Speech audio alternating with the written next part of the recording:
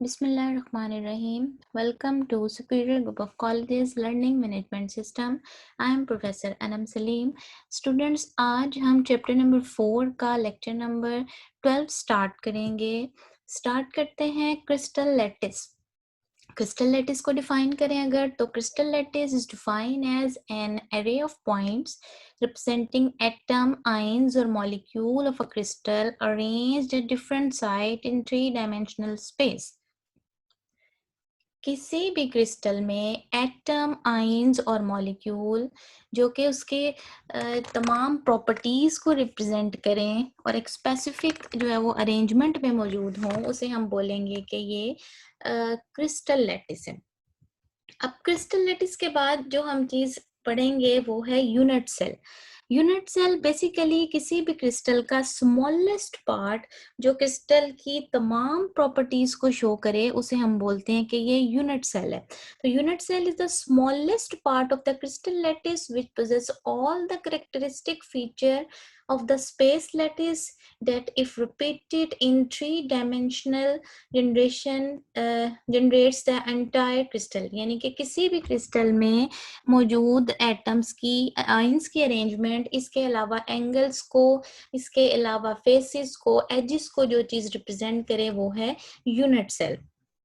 अब unit cell अगर हम देखें तो यहाँ पर हमारे पास एक क्यूबिक स्ट्रक्चर दिया हुआ है.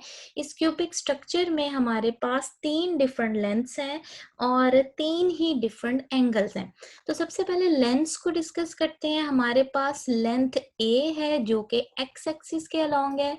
इसी तरह हमारे पास लेंथ बी है जो कि वाई एक्सिस के अलोंग है और हमारे पास लेंथ सी है जो कि जी एक्सिस के अलोंग है.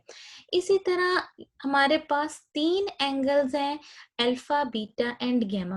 अब जो अल्फा एंगल है वो ए से ऑपोजिट है इसलिए हम इसको अल्फा बोलते हैं और जो अल्फा एंगल है वो लेंथ बी और सी के दरमियान मौजूद है.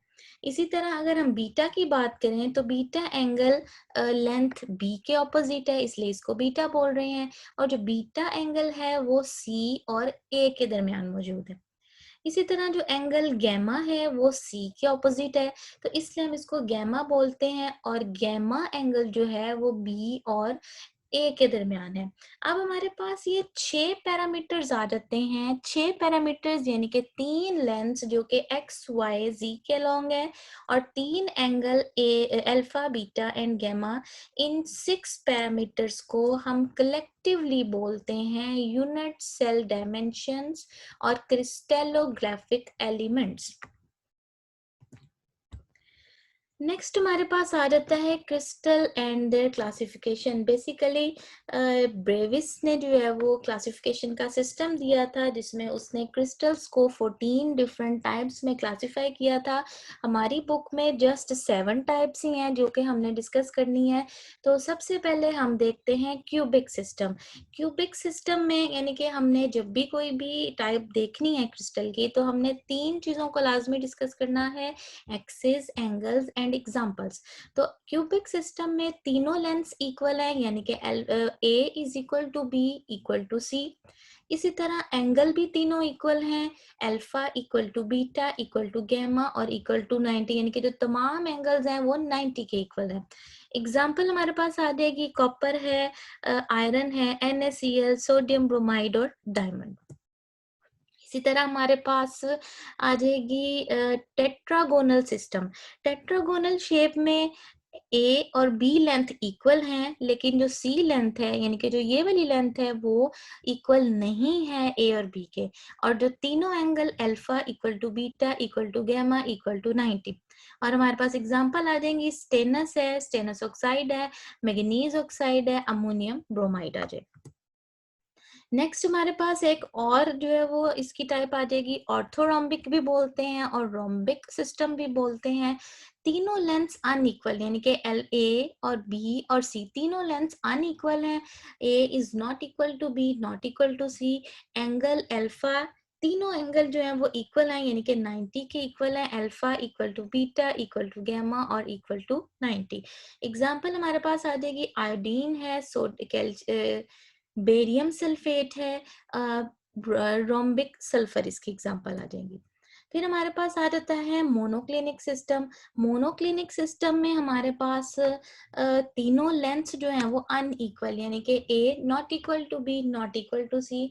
इसी तरह तीनों angle alpha equal to gamma equal to 90, यानी कि अल्फा और गैमा एंगल जो है वो 90 के इक्वल है, और जो बीटा एंगल है it is not equal to 90। तो एग्जांपल हमारे पास आ जाएगी शुगर है, सल्फर और बोरेक्स इसकी एग्जांपल आ जाएंगी। फिर हमारे पास आ जाता है हेक्सागोनल सिस्टम। दो लेंथ्स इक्वल है, यानी कि ए और बी लेंथ इक्वल आ जाएगी, सी लेंथ अनइक्वल होगी। अल्फा और बीटा एंगल जो है वो 90 के इक्वल होंगे, लेकिन जो गैमा एंगल है it is equal to 120। Best example इसकी हमारे पास आ जाएगी ग्रेफाइट है, जिंक ऑक्साइड है, कैडमियम सल्फाइड इसकी एग्जांपल आ जाएगी। रोम्बोहेड्रल सिस्टम या ट्राइगोनल सिस्टम, अब इसमें हमारे पास तीनों lengths equal, a is equal to b और इक्वल टू सी। एंगल हमारे तीनों इक्वल हैं, लेकिन the angle are between 90 and 120। तो एग्जांपल आ जाएगी बिस्मिथ है, एल्यूमिनियम ऑक्साइड है, सोडियम नाइट्रेट है, पोटेशियम नाइट्रेट है।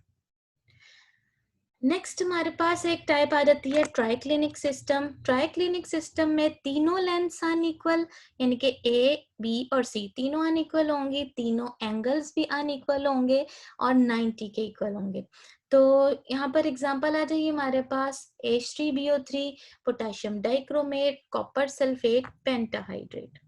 Thank you very much.